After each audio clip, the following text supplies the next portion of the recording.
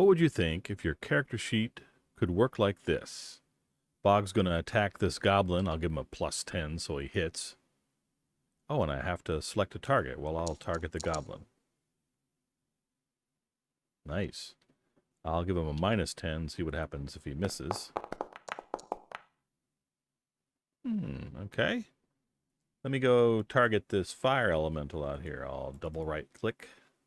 And then I'll throw the balanced throwing axe. I'll give him a +10 so he hits. Oh, nice. I'll give him a -10 to see if what happens when he misses. Yeah, he missed. I'll try to roll again, see what happens. Oh, it won't let me because I don't have enough balanced throwing axes. Interesting. Let me shoot my pump shotgun. Now I know that I have 2 shotgun shells down here. So I'll give him a +10 and try to shoot the shotgun. Oh, nice. And I'll give him a -10 and shoot again. And just for the heck of it, I'll try to shoot a 3rd time. Oh, I can't. I don't have enough shotgun shells. Then I noticed that my partner, Lady Cereal, is wounded, so I'll target her and execute the first aid. I'll give myself a +10 so I can pass first time. Oh, a nice little healing thing. And there's a chat over here. I'm actually sending a whisper to Lady Cereal's owner to execute the first aid button, which turns out to be a /HP command. I'll give myself a -10 and try it again. Yeah, it didn't work.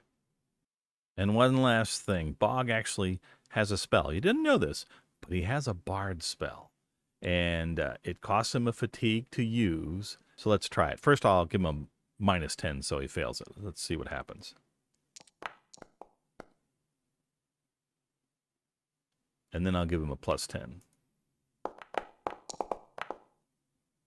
Oh, and it's asking me to pick a target location. Now, you don't actually have to pick a token. If you do, the token becomes targeted. But in a lot of all it's really asking for is a point on the map where he's going to shoot this thing. So I'm going to have him shoot it up here.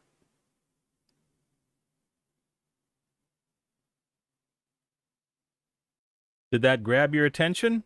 I hope so. That is actually an implementation of 2 or 2.5 new features. The first new feature is the fact that anything that has a skill roll, melee, ranged, skills, or spells, now have 4 new properties, and these properties are only in Foundry. I'll bring up the balanced throwing axe just to show you. They're called check, during, pass, and fail. And these are places where you can put in on-the-fly formulas. Now, the check on-the-fly formula, if it does not succeed, if it fails, then you're not allowed to do the thing that you were trying to do. You saw it happen when I was trying to throw balanced throwing axe or I was trying to shoot my pump shotgun. During is basically what happens during the execution of that skill. It's mostly an animation. It's a place to put an animation. And then pass or fail is what happens if the skill passes or fails. You get to do more on-the-fly formulas. The second cool new feature is the new animation chat command. When I saw Jules and Ben's animated assets, JB2A, I thought, man, this would be really kind of neat to be able to add this into our system as easily, or maybe more easily, than they added into the D&D system. JB2A has a free module on Foundry that has about 350 animations, or you can spend $4 to become a member on their Patreon, and you get their full release of about 1,300 animations. When I got the chat command working, I went to the Foundry module browser and found that there are more modules that have free WebM animations. Jack Kerouac's animated spell effects, an animated spell effects cartoon, and Jinker's animated art pack all have animations that can be used by this new animation chat command. I tried recording a how-to on this animation chat command, and it's failed 3 times uploading to YouTube. It's 25 minutes long. So instead, I'm just going to show you a quick thing. So here we go. Animation. I want to try to do Bog's axe animation. So I'm just going to say, let's look for any animation that I have loaded that has the word axe in its name. And you can see in the chat, there's a whole bunch. There's great axe, hand axe. You know what? I like the great axe. So I'm going to change it to GR asterisk axe. So now it's going to do a pattern match. And it's case insensitive, so it doesn't matter if it's upper or lowercase. And it's going to find the great axes. And actually, if you watch Grend up there, you can see this little axe attacking the goblins. Not that big, but of the axes, I think I like, there's a regular one. And you can see that there's so many possible, so many that fit in the right size, which is the full list, and then the one that they use. And it's random from that list. But out of all of them, I like the ones that have the fire on it. So I'll make certain that we're just doing the fire. No, I don't like green. I think I'm going to do the red. Okay, so now, there we go. So I've now matched down to just the one animation. Great axe, fire, regular red. Okay, but it's kind of small, so I need to tell it to move back a little bit. So I'm going to say, go back about 50%, so you start more on Bog. Oh, there we go. That starts a little bit more on Bog, but I need it to go forward more because it's really not, let's see, it's really not going into that goblin that much. I'm going to tell it to go forward like 150%, and yeah, there we go. That's a nice big axe. Let's blast that sucker. Yeah, perfect. So there you go. This is the chat command that animates this great axe.